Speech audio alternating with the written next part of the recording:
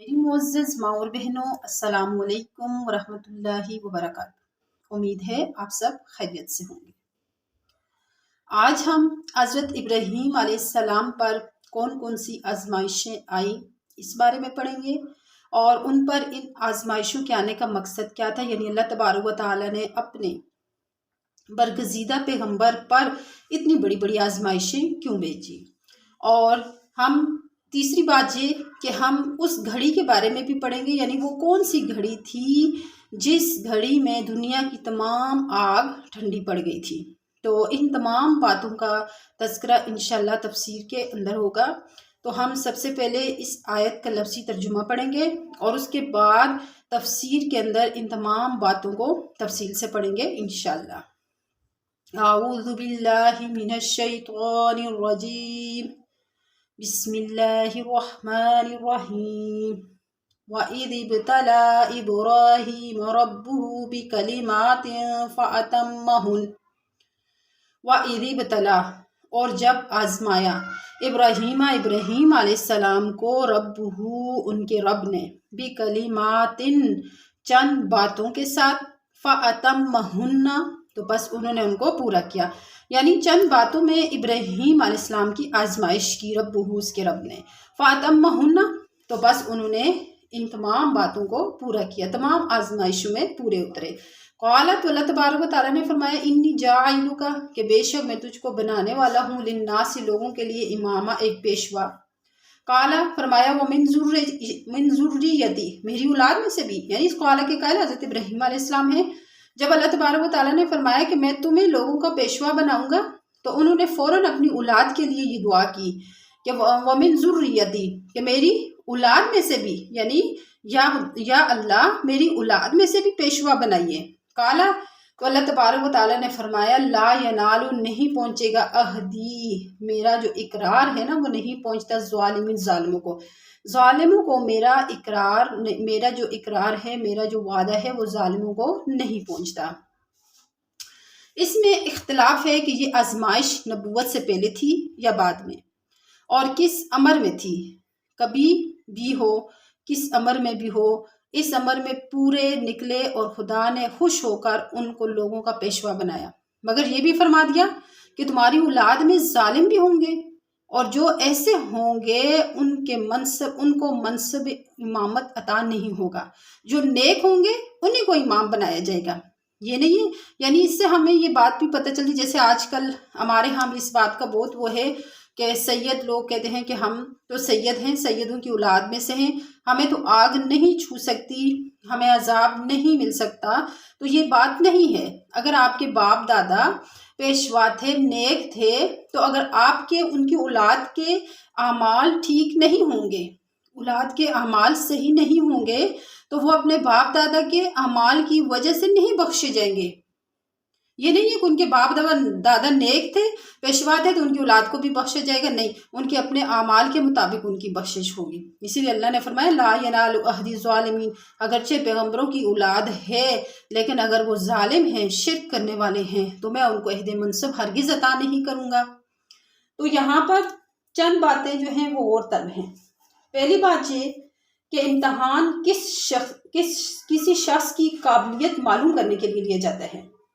इम्तहान अक्सर किसी शख्स की काबिलियत मालूम करके, जैसे कि अब तालिब इल्मों का इम्तहान होता है, तो उसमें पता चल जाता है कि कौन सा तालिब इल्म जो है वो काबिल है, किसने ज़्यादा पढ़ा, किसने मेहनत की, किसके अंदर अच्छी सलाहियत है, सब पता चल जाता है। और अल्लाह ताला तो यहाँ पर अलीम और ख़बीर हैं, किसी भी शख्स का कोई हाल या कोई कमाल उन पर मख्फी नहीं है। तो फिर इस इम्तहान का मकसद क्या था। अब यहाँ पर दूसरा ये कि इम्तहान किस उन्वान से लिया गया।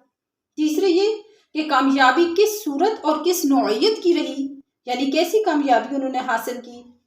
और तीसरा ये, और चौथा ये कि इनाम क्या दिया गया, यानी जब उन्होंने उन आजमाइशों में अपने आप को पूरा किया, यानी पूरे उतरे उन आजमाइशों में, तो फिर उन्हें क्या इनाम दिया गया। पांचवा ये कि इस इनाम के लिए जो ज़ाब्ता मुकर्रर किया गया था उसकी कुछ तफसील और तोज़ी भी हो। और पांचवा, इन पांचों सवालात के जो जवाबात है ना, वो हम आगे तफसील के साथ इंशाअल्लाह पढ़ेंगे। अब यहाँ पर पहली बात कि इम्तहान का मकसद क्या था। पहला सवाल ये है کہ امتحان کا مقصد کیا تھا، کس مقصد کے لیے امتحان لیا گیا؟ تو اس کا جواب تو ربہ لفظ نے حل کر دیا، ابراہیم ربہ وَإِذِ ابْتَلَىٰ ابراہیم ربہ، کہ جب آزمایا ابراہیم علیہ السلام کو ان کے رب نے، ربہ لفظ نے اس مسئلے کو حل کر دیا کہ اس امتحان کا مقصد کیا تھا۔ اب یہاں پر دیکھیں ربہ اس کے معنی ہے پرورش کرنے والے، یعنی اللہ تعالیٰ کے اسماء الحسنی میں سے اس جگہ صرف لفظ رب کو کیوں لایا؟ تو یہاں پر کہتے ہیں یہاں پر لفظ رب کو لا کر شان ربوبیت کی طرف اشارہ کیا گیا، جس کے معنی ہے کسی چیز کو آہستہ آہستہ درجہ کمال تک پہنچانا۔ مطلب کیا کہ ابراہیم علیہ السلام کا یہ امتحان ان کی کسی جرم کی وجہ سے نہیں تھا، یا نامعلوم قابلیت کا علم حاصل کرنے کے لیے بھی نہیں تھا، بلکہ اللہ تبارک و تعالی ان کو ان آزمائشوں سے گزار کر ایک نیک برگزیدہ ہستی بنا کر ان کو ایک اونچے منصب پر فائز کرنا چاہتے تھے، اس لیے ان کو ان آزمائشوں سے گزارا۔ یعنی رب کے معنی ہوتے ہیں نا پرورش کرنے والا، پرورش کا مطلب ہوتا ہے کہ کسی چیز کی دیکھ بھال کر کے آہستہ آہستہ اس کو درجہ کمال تک پہنچانا۔ تو اللہ تبارک و تعالی نے حضرت ابراہیم علیہ السلام کو درجہ کمال تک پہنچا دیا ان آزمائشوں کے ذریعے۔ اب یہاں پر دوسری بات ہے کہ دوسرا سوال یہ تھا کہ امتحان کس عنوان سے لیا گیا، کس عنوان سے ان کا امتحان ہوا تھا؟ تو اس کے متعلق بھی قرآن شریف میں صرف کلمات لفظ آیا ہے، اِذِ ابْتَلَىٰ ابراہیم ربہ بکلمات، کہ کچھ باتوں میں، چند باتوں میں۔ اب اس لفظ کی تفسیر اور تشریح میں حضرات صحابہ اور تابعین کے مختلف اقوال ہیں۔ کسی نے احکام الہیہ میں سے 10 چیزیں شمار کی، کسی نے 30 بتلائی ہیں، اور کسی نے اور کچھ کم و بیش دوسری بہت سی بتلائی ہیں۔ لیکن حقیقت یہ ہے کہ ان میں کچھ اختلاف نہیں، وہ چیزیں سب کی سب ہی حضرت خلیل اللہ کے مضامین امتحان تھے۔ ائمہ تفسیر اور ابن کثیر کی یہی رائے ہے۔ اب یہاں پر ان مضامین امتحان میں سے چند اہم باتیں کہ جو امتحان ان سے لیا گیا۔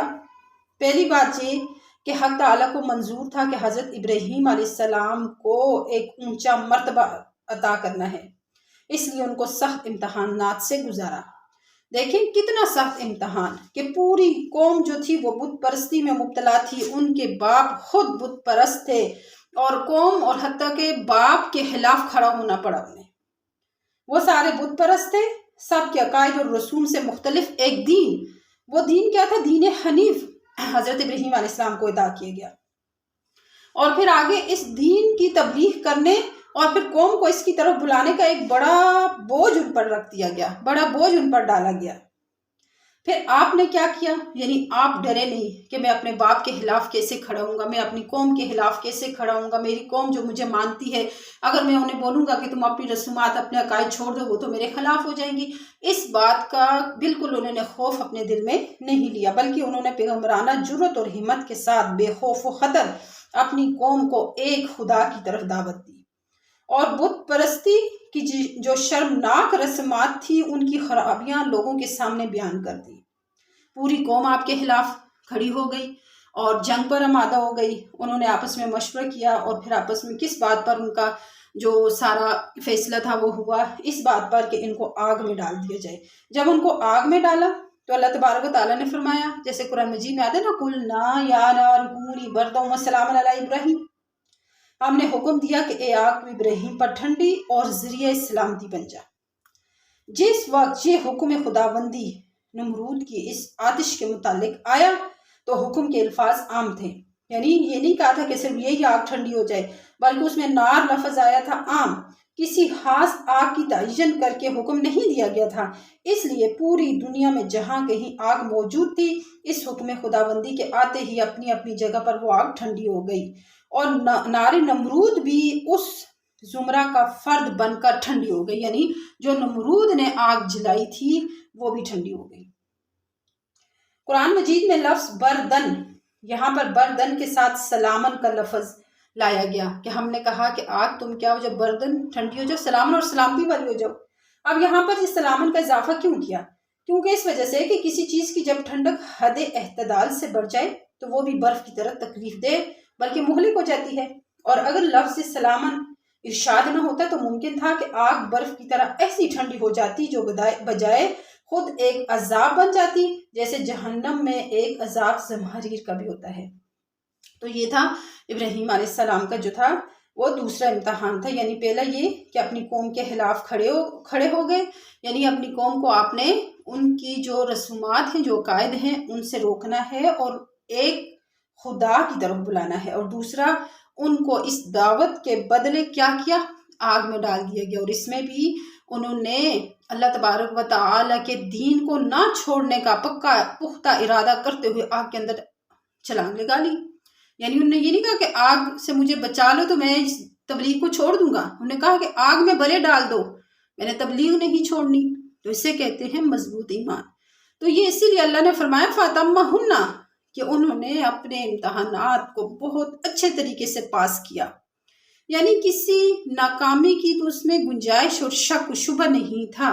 تو ان کے اس مضبوط ایمان کی وجہ سے کہ اللہ تعالیٰ نے ان کو پھر پیشوا بنا دیا۔ تو اسی طرح کل کی ویڈیو میں انشاءاللہ ہم آگے آنے والی دوسری آزمائش کا تذکرہ کریں گے، چونکہ اگر ساری ہم ایک ہی جگہ پر ذکر کرتے ہیں تو ویڈیو بہت لمبی ہو جائے گی، اس لیے آج کے لیے اتنا ہی کافی ہے۔ وَمَا عَلَيْنَا إِلَّا الْبَلَاغُ۔